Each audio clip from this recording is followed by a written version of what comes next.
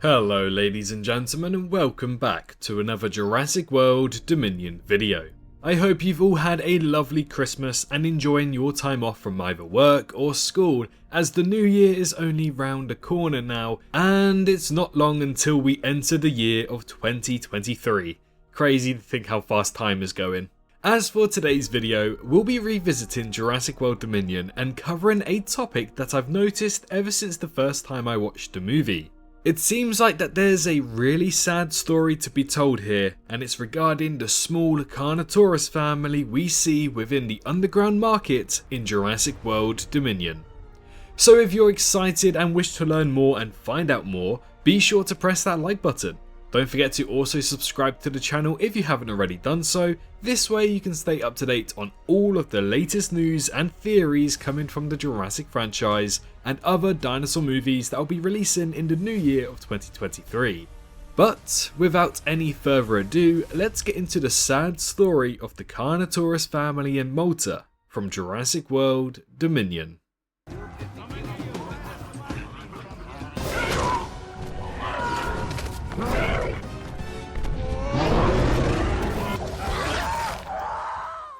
Jurassic World Dominion was a movie that had the most species appear on screen in a single Jurassic World movie.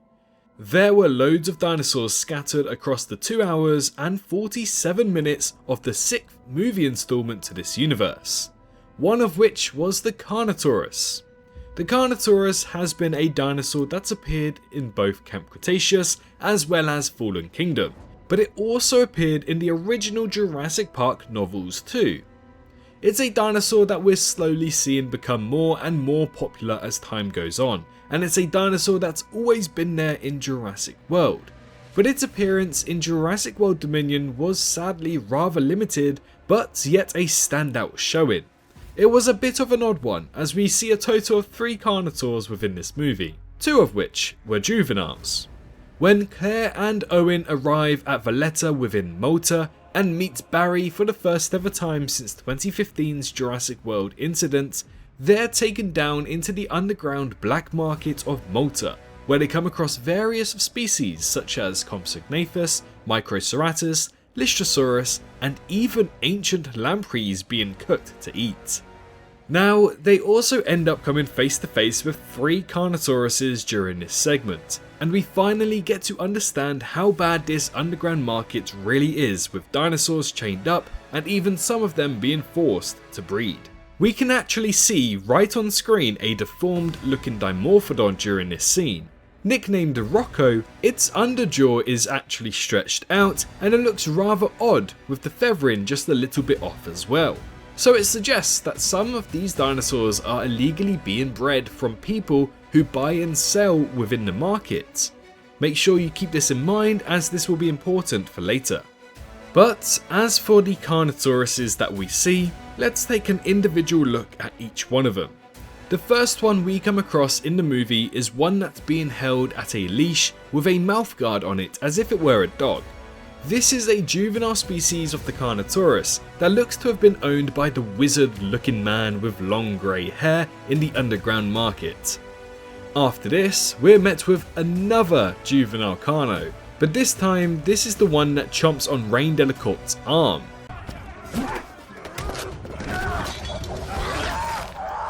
Where is she? Where did they take her? Where is she? I don't know. I assume that this one is a separate Carno than to the other one we saw, because it seems as if this Carnotaurus had no visual evidence that it had a mouthguard wrapped around its snout as per the other one. And again, I don't get why would they just stop at one juvenile, considering that they're probably selling these dinosaurs left, right and centre. Now, after this, we have our only adult Carnotaurus, which not only appears in the underground Maltese market, but also on the streets of Valletta, where he is chilling with the Allosaurus. But you must be asking me, what's so sad about the life of these 3 Carnos? Well, taking a thorough look at the adult Carnotaurus, we can see that he has the same pattern as to what we saw for the Demon Carno from Jurassic World Fallen Kingdom. This suggests that this Carnotaurus was taken away from California near the Lockwood Manor when it escaped back in 2018, which means that it's been travelling halfway across the world to make its way to Malta. We can obviously see that this Carnotaurus has also lost a horn, as well as having plenty of scars across his face. It was also locked away before the cage was opened by Reine Delacourt, letting it out.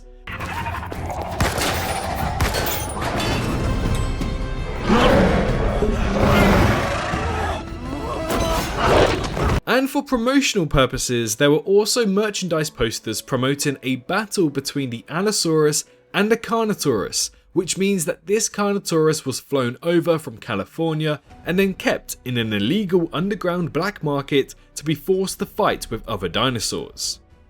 So it's evident that this demon Carnotaurus has been through a lot since 2018. Now, his scars show that he clearly wins his fights and that he is a strong individual. With this being the case, there's a possibility that they forced this demon Carnotaurus to breed with other Carnotauruses, which would explain the deformed looking Carnos that we saw in the underground market. There's a chance that demon was being forced to pure breed to create offspring that would then continue his genetics down the line, and then hopefully would bring more wins for whoever owned that Carnotaurus, no matter what battles that posed them in the underground black market. The only issue regarding this theory is that Demon the Carnotaurus is a male dinosaur, and it also was confirmed that the Carnotaurus in Malta is also a male as well.